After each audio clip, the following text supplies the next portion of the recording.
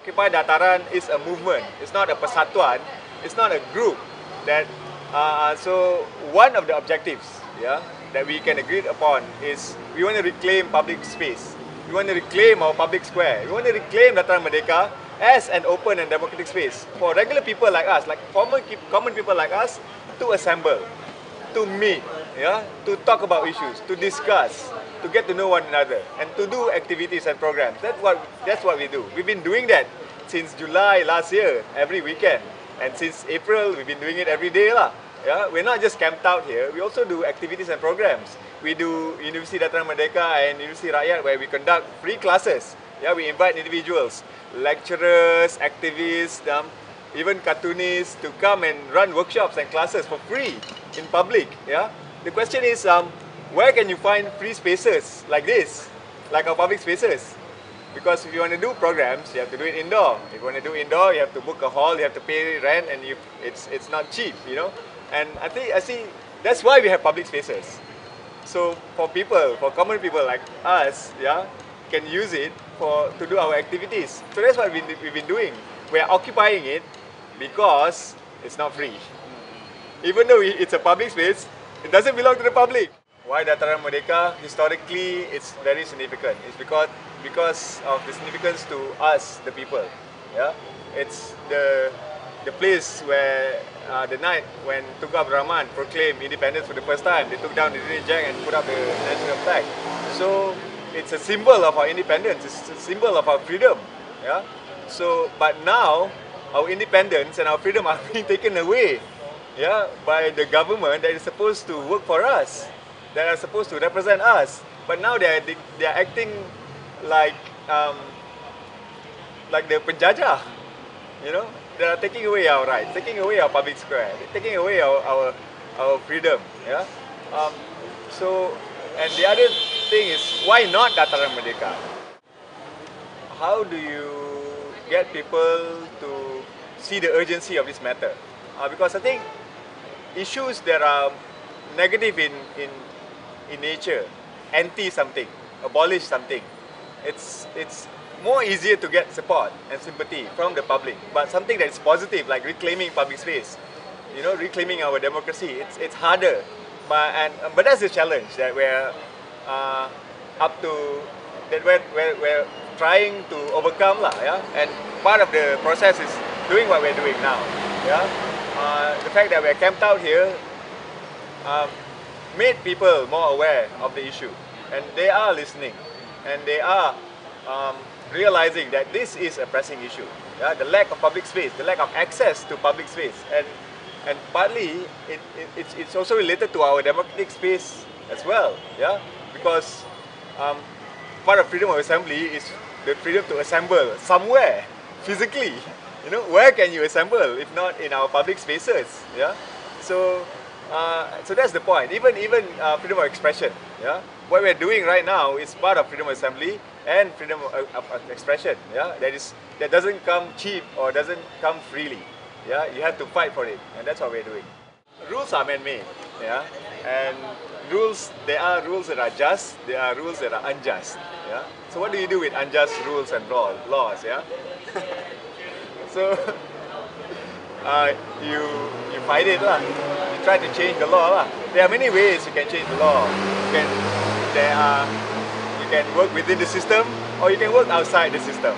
So what we're doing now, we're working outside the system to highlight the same issue, to challenge the law, to make people aware that this law is unjust, that it shouldn't be there. We should change it. Yeah. So the next step may be for legislators, yeah, to change the law after seeing what we're doing. But the first act is to challenge it lah, and that's what we're doing. We're challenging this unjust law. Within the system? Pardon? Why not challenge it within the system? That's the role of legislators. That's not our role. Yeah, we as activists, we choose to challenge it outside the system, because at the end of the day, more people need to become aware of the issue. Yeah, it's not just our battle. It's our battle. We should fight it together. So by doing what we're doing, we are highlighting the issue so more people can be on board. Together, we can change it. Since we've been camping out here, I've been surprised that I've been overwhelmed with the amount of people that have come to this space, yeah, to Dataran Merdeka, to just visit us, to show solidarity and support, or to attend programs and just to talk to us, to join our people's assembly. And I think you can see, yeah, the kind of people that come down are not just from one type of demographic, from one race, from one religion, one political party. There's many different people that came down. Even thugs who are against us also came down to Dataran Merdeka, you know. But yeah, we hope they will come down for dialogue and more positive engagement instead of, you know, violent exchanges. But the fact is, this space that we've created, this space, yeah, Dataran Merdeka have already existed for a long time, but it's been largely ignored. Yeah, who comes down to Dataran Merdeka except for tourists and families on weekends? Yeah, but since we've been camping out, more people have come down to Dataran Merdeka and see the significance of this square, yeah, and the need for such a space where we can come together. People from different races, yeah, cut across race, religion, political affiliation, political ideology, yeah, even age, yeah, can come together and start engaging with one another. For me, grassroots democracy, direct democracy, participatory democracy is not something impossible. Yeah, in reality, is you can look all over the world. There are many countries that are putting into practice, yeah, direct democratic mechanisms and participatory democratic experiments, yeah, in Latin America, in Europe, and in many different countries, yeah. It is a reality, yeah. It's a combination of representative democracy and more direct democracy element, yeah. And what we are doing now, yeah, it's not just mere idealism, yeah. We are trying to we are trying to put into practice the kind of democracy that we want to see. Yeah, the kind of society that we want to see, a society that is more democratic. Instead of waiting for the revolution to happen, and suddenly we have direct democracy, we create it now.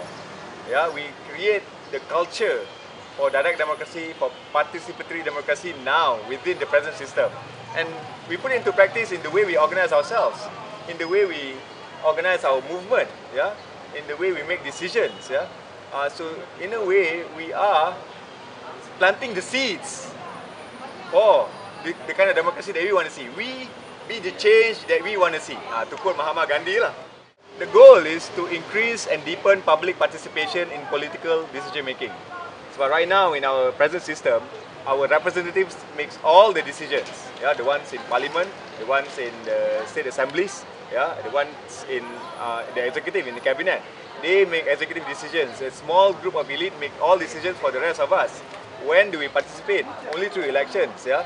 So the point is to increase public participation, not just elections once in 5 years. Yeah. There are many mechanisms that can be employed. Yeah. From public consultation, yeah, to incorporating mechanisms like referendum and initiatives. Yeah. And even participatory element like participatory budgeting, where people in the local area decides to allocate the budget. So maybe my vision is that instead of having power in the hands of a small group of elites, my vision is for that power to be decentralized to local areas. Yeah? For example, KL. KL is one local area. We have three-tier government: federal government, state government, and local government. Yeah, for me, more power should be given to local government, local authorities. Yeah, instead of federal government. Right now, the federal government have too much power. We need to decentralize that power. Give more power to local government to make more decisions for the local area. Education. Why does it have to be centralized? Why can't we have a decentralized education system based on localities? KL, yeah, KL government can provide education and make decisions about education, about healthcare, about housing. Why all these things need to be very centralized, decided by the federal? Yeah. So because the government that is closest to us, the common people, are the local government. Yeah. So for me, we should give more power to local government and democratize the local government. Not just introduce local government elections, but introduce more mechanisms where we, the public, can directly participate in decision making. How long will it continue camping? That is a question that has been asked numerous times by many people. Yeah. If you look at why are we camped out here, yeah, one is to reclaim our public space. Have we reclaimed our public spaces? Yes and no. Yeah. One, we are reclaiming it by camping out. We are already reclaiming it. But does it mean it's already ours? Doesn't mean the government are suddenly giving it back to us. Yeah. So we will be here as long as it's necessary to be here. We don't have a deadline. Okay. Yeah, why put a deadline on something like on democracy? How long should we need democracy? How long should we need access to our public space? How long do we need democratic space? You don't have a deadline. MalaysiaKini.com. Pada Malaysia Kini For the Malaysia Kini.